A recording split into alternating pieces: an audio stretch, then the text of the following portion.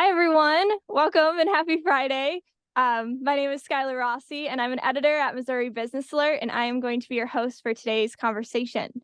Missouri Business Alert is a digital publication that provides top business news from across the state, and we host events like this one for the state's business community. Today, we are going to be talking about maximizing the holiday season for small businesses. As many of you are likely aware, this time of year is often the busiest for many retailers, and Main Street businesses must compete with big box stores and e-commerce sites. Today, we'll discuss ways small businesses can attract customers, market products, and hire workers during the season. We want to hear from you, so if you have any questions, please leave them below in the chat of this Facebook Live. We will be watching that, and we'll have time to get to those later on in the conversation. Now, I'd like to introduce our speaker. Today, I am joined by Rebecca Lobina, who is the director of the Small Business Development Center at Northwest Missouri State University. She regularly advises or coaches up to 200 entrepreneurs each year. Rebecca, thank you so much for joining me today. I'm honored to be here, Skyler. So, Rebecca, I want to start with a bit of context. What does this time of year mean for small businesses? So this is especially for retailers, this is the busiest time of year by far. November and especially December are super busy for them.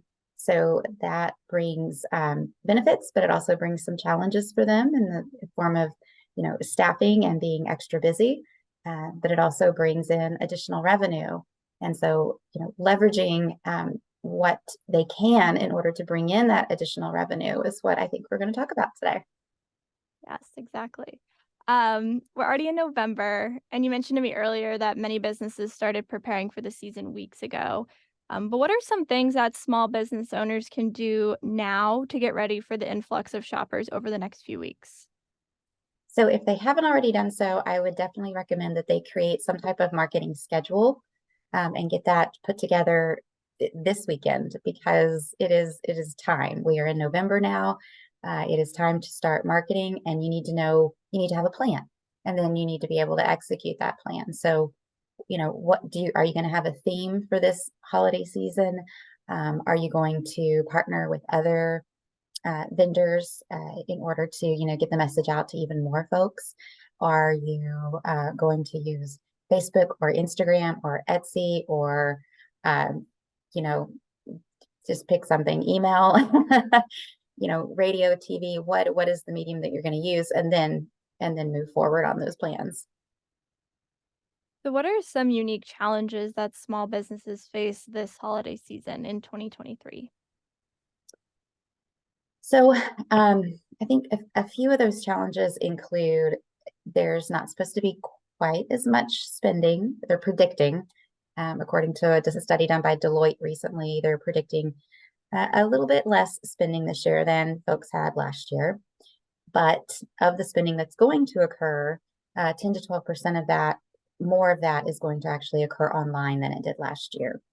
So there's lots of small businesses that are out there who may have a website, but they don't have the ability to do, or haven't so far implemented e-commerce onto their website. So that is definitely a hurdle that small businesses have, because it does cost some extra money to have that type of website and, some manpower to actually, fulfill those orders that come in online, and understanding the software that goes with it. So that's definitely a challenge. And then finding that staffing as well is a challenge, especially if you only need it during the holiday season. So then you're looking for temporary help and not full-time help. Yeah, I want to talk about e-commerce a little bit more here. I know the pandemic forced many businesses to move online and create an online presence if they weren't already there. How important is online sales to profit during the holiday season? So it's vital. It truly is vital. I know that there are some small businesses that have historically been able to get by without having an e-commerce presence. However, you're going to see fewer and fewer of those, because you have big box companies, Amazon in particular, that continues to make it more convenient, free shipping, all that good stuff. Some of their vendors on Amazon even will gift wrap for you. So they kind of bring the whole package, right? With the exception of actually going in and touching and feeling the product that you're purchasing. And so I say, if you can't beat them, join them. And so you can definitely join them. So small businesses that don't have their own e-commerce, they can always be a participant and be a vendor on Amazon. And they can do that. They can sign up this weekend to do that. And then they're not competing, they're actually joining. And there's a way for individuals like yourself and myself to go on there and just select small business if we want to specifically shop from a small business. And so that will filter the results for us if we want to try to do that as a consumer as well, in order to support small businesses. Absolutely. So, for businesses who do not currently sell online, is now the time to explore that option, or should they wait until it's a maybe less busy season? What is your thoughts on that? Yeah, it's a double-edged sword, right? If you try to do it now while you're super busy, that's going to become quite stressful, especially if you're short on staff. But the good news is that I really think that it would be worth their while to go ahead and do it now. Hire someone if they don't have the manpower themselves or the know-how to get on Amazon. There are certainly people in the world today that will do that for you. For not a lot of money, they will go ahead and get you set up, and then you can capitalize on that this holiday season. So clearly, customers have many options of where to shop for the holidays. You mentioned Amazon. There's also a lot of other big box stores and websites as well. What are some strategies that business owners can use to attract customers to their stores or their websites? So, first they have to be found, right? So there has to be an awareness that you're there, and that's where the website comes in, and then SEO, which is search engine optimization. And some of the easiest things you can do for search engine optimization so that you're found online is to update your website, um, ask Google to crawl your website, make sure it's been found, if you will, by Google. And you can literally have Google crawl my website and follow those instructions to get it done. You can also claim your Google business. You can, oh, I had one at the tip of my tongue and now I forget what it was. Oh, your Yelp. If you don't have Yelp yet, if you haven't claimed your business on Yelp, then you should do that as well, because participating in those ratings with Yelp and participating in the Google thing helps raise your search engine optimization ranking, so that when people type in, I need this widget, your widget will come up, and hopefully on the first page, because people don't go past the first page anymore on the results. So that's one way that they can help to be found. And then you have to create a reason that they would want to buy from you versus the Amazons and Walmarts of the world, right? So what is unique about your business that would make them want to purchase from you?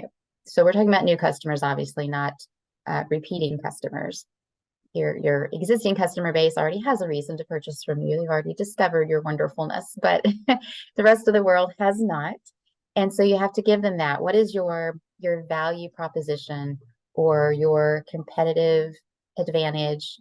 There's lots of ways to say that essentially, give them a reason to buy from you that is something other than, hey, I've got the best product, or hey, I've got low prices.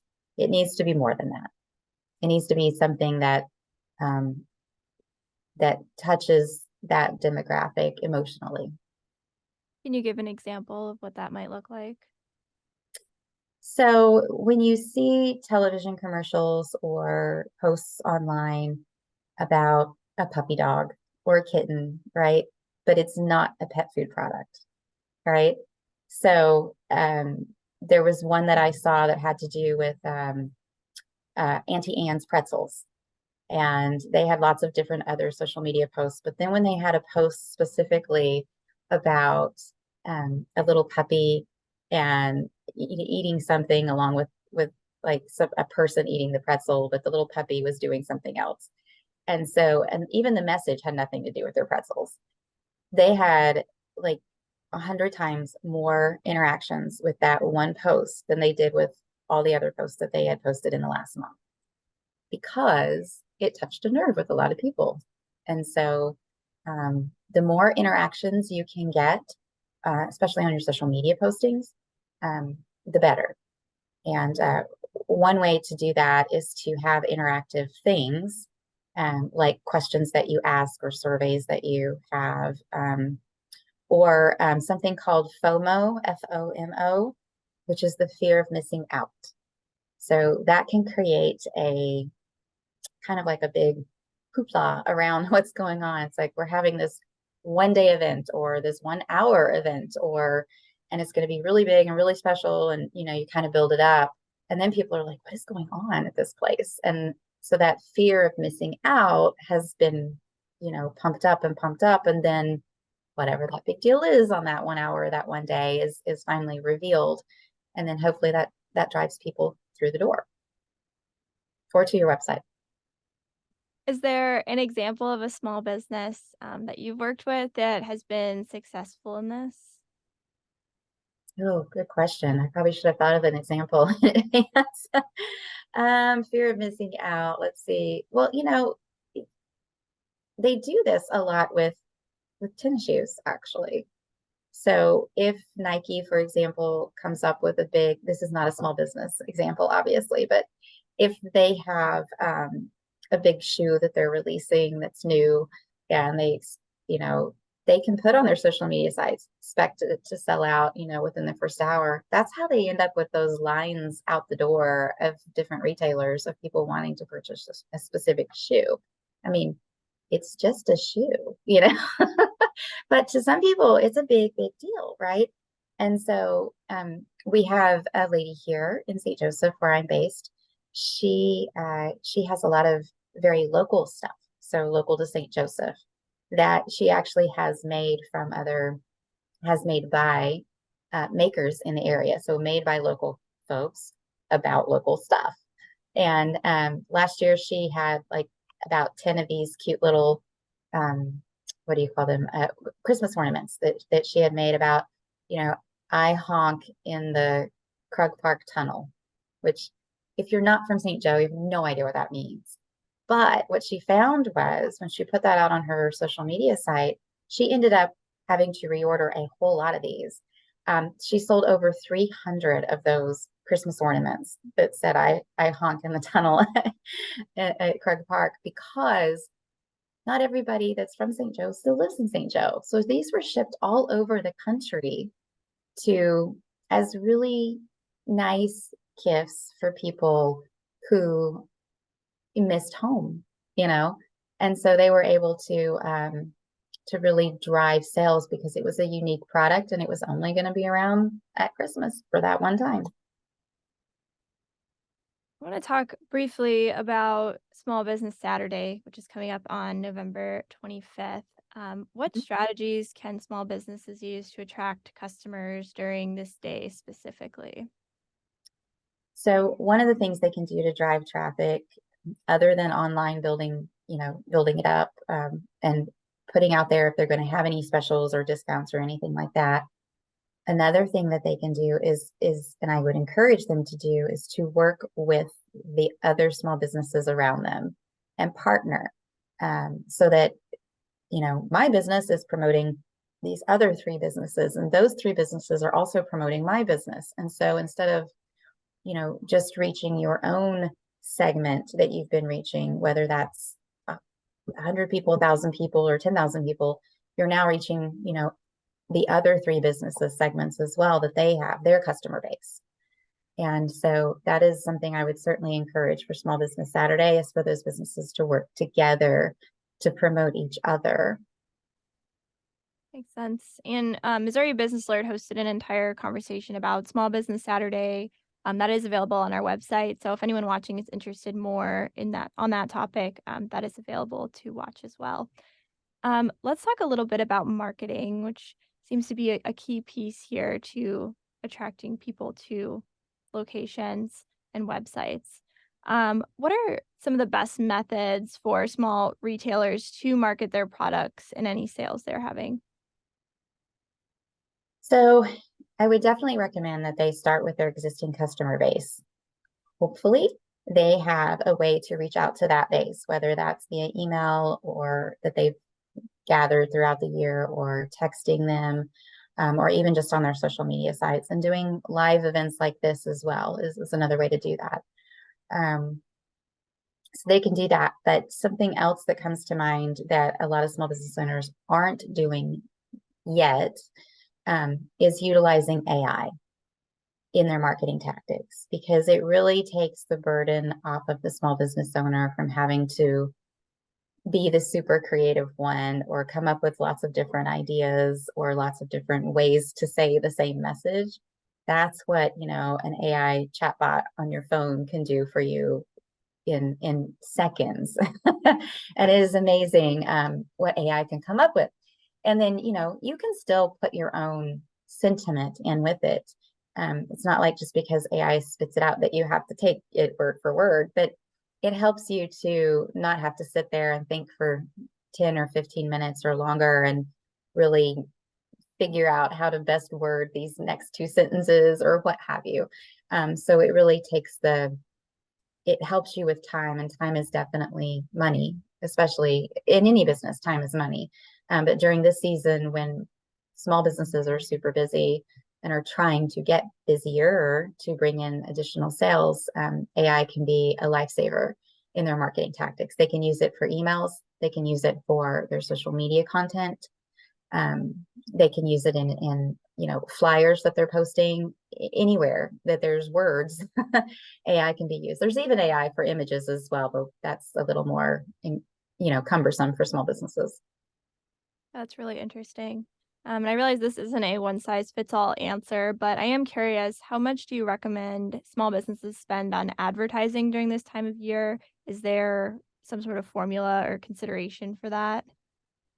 So the financial benchmarks show that most businesses, small and large, spend about 1% of their total revenues on advertising throughout the year. That's average throughout the year. But the bulk of that really should be spent during the last quarter of the year, because that's when people are definitely out shopping, right?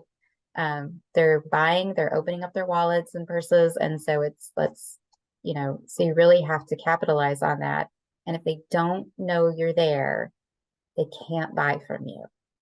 So if there was ever a return on your investment, it would be during this season, this holiday season, in order to, I wouldn't even call it a risk, just to go ahead and invest in marketing, whether you're paying someone to do the marketing for you or you're doing it all yourself, and just having a little bit of assistance with it.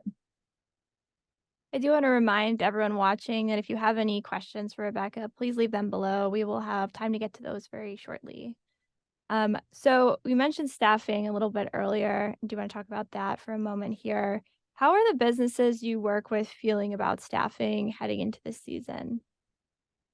So all of the businesses that I've worked with throughout this year have been very they're frustrated with staffing. Some of them have been very fortunate in finding like the right person to work for them, but most have not. Most have had issues with staffing over the last year or so, finding it more difficult to get applicants to work for them, finding it more difficult to, if they do find someone, for that someone to be, you know, the the kind of character that they want for their particular business, and a reliable staff. And so I recommend that they utilize some services that they may not have ever used before.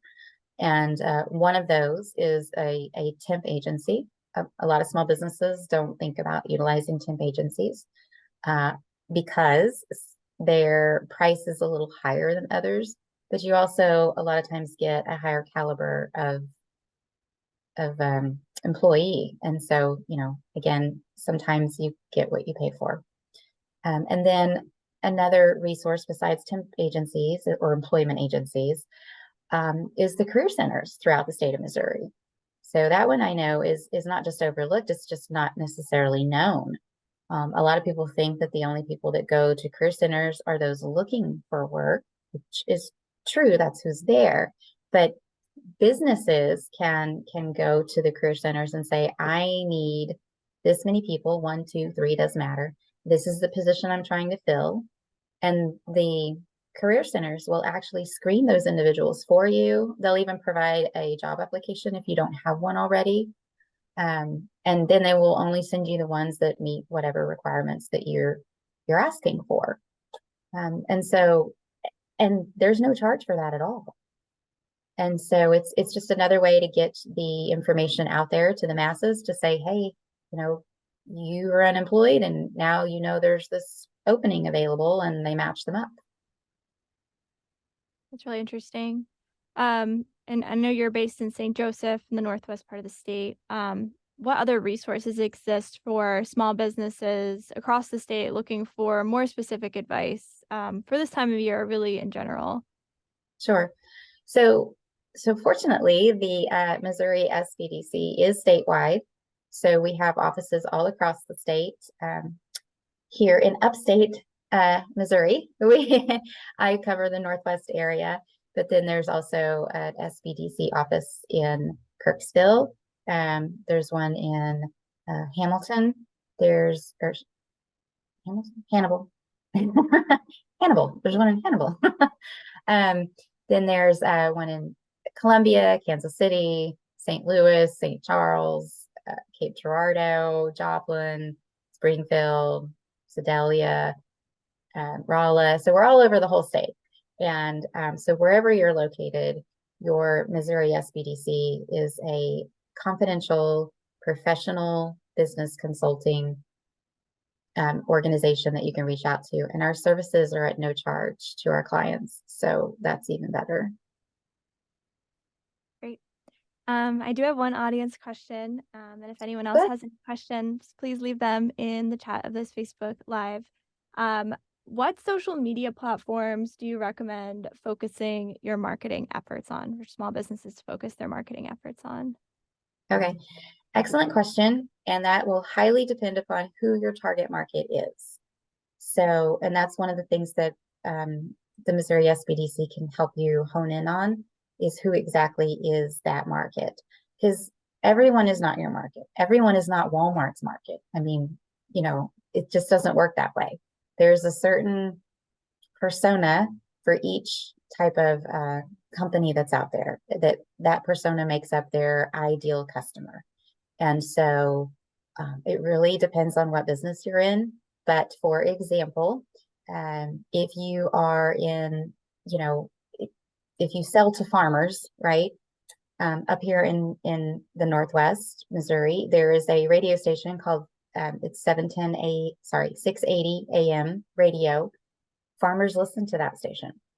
And so if you're selling, farming implements or seed and stuff like that to farmers, that is definitely where you would want to advertise, because you will hit your market, that they're going to hear your message, versus, playing it on, not being on the radio at all, let's say, and going on to Facebook or Instagram. Well, farmers are not on Instagram. They're just not. It's not where they're found. And so there are demographics associated with every type of advertising medium out there. Facebook can tell you who is on their site as far as age goes, and a whole bunch of other information. And so really what you need to do is just figure out, who the demographic is that you're selling to, be very specific, and then you can be targeted in your marketing. And that way you're not just casting a wide net and hoping to get some return. Your return on your investment will be much, much higher if you target the audience and know where to find that audience. That makes a lot of sense. So I wish I could give you like an actual, it is on this site is where you go, but it really, really, truly depends on the market that you're targeting. Absolutely. I wanted to wrap up here with a final bookend question for you. What is the main piece of advice you hope small business owners and operators take away from today's conversation? Is to not be afraid to spend the money on the advertising that they need to do. Um, I know a lot of times small businesses are very strapped for cash. Marketing is in my experience, in the 16 years I've been doing this, that is the first thing that they either drop or never started doing to begin with, is marketing and advertising. And so, you know, there are very creative ways to get your name out there. You can partner with a nonprofit to have a coat drive this season or a canned food drive, and then that nonprofit is actually promoting your business for people to go to drop off cans. Well, while they're dropping off cans and coats, they might want to shop too, right? So it's kind of a win-win. So there are other ways like that that are creative, that don't cost a ton of money, that people need to just sit down and think about, and seriously consider what are they doing to drive traffic to their business, more so than just I posted on Facebook. Great. Well, Rebecca, thank you so much for taking the time today to share your perspectives. Thank you, Skylar. This was very, very enjoyable. I loved it. Oh, good. And thanks so much for everyone watching for tuning in as well. If you want to keep up with everything else Missouri Business Alert is doing, you can check out our daily newsletter called The Morning Minutes. It delivers the day's top business news from across Missouri into your inbox Monday through Friday. You can subscribe for free at MissouriBusinessAlert.com/subscribe. And you can keep up with everything else we are doing on our website, which is MissouriBusinessAlert.com. Thanks again and have a wonderful weekend.